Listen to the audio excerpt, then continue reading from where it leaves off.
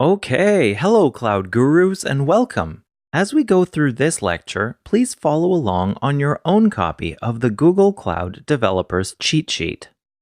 So right off the bat, when we look at this cheat sheet, we see that it's divided up into a whole bunch of different categories.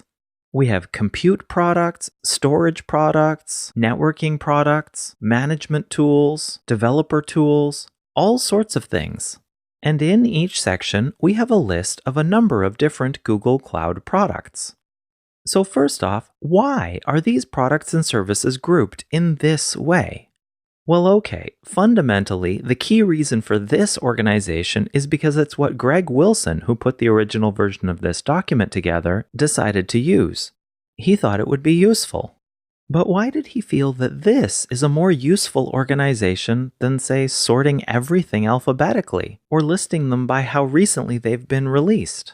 I mean, if you know absolutely nothing about the product, then a full alphabetical list is probably the easiest way to find it. And if you're trying to stay up to date, then maybe you just want to look at the ones that are most recent, right?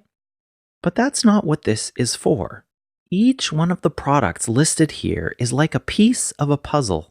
They fit together, both with each other and with other parts of your system. But they're not quite like the 500-piece puzzle that you might buy at a store and put together to make one exact picture. These are a lot more like Lego bricks. They're building blocks. Now, every one of these blocks has a different shape. They serve different functions.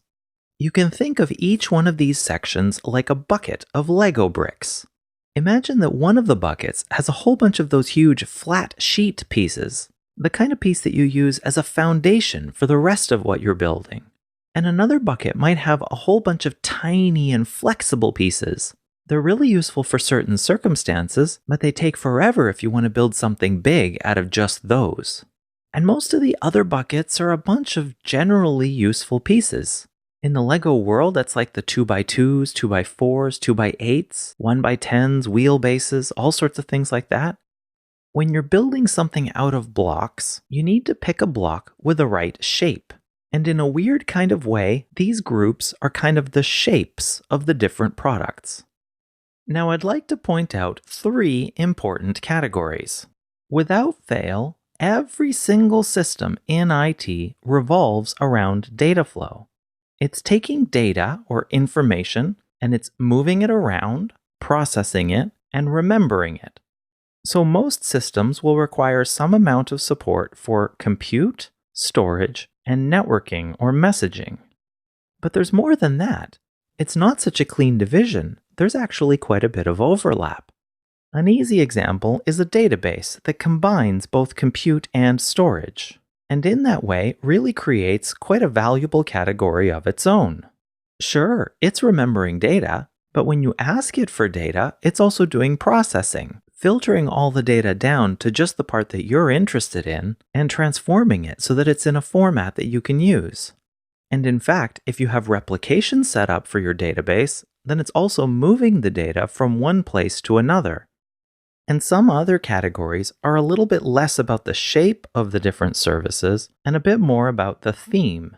For example, the section called Data and Analytics Products lists a whole bunch of services that you're likely to use together.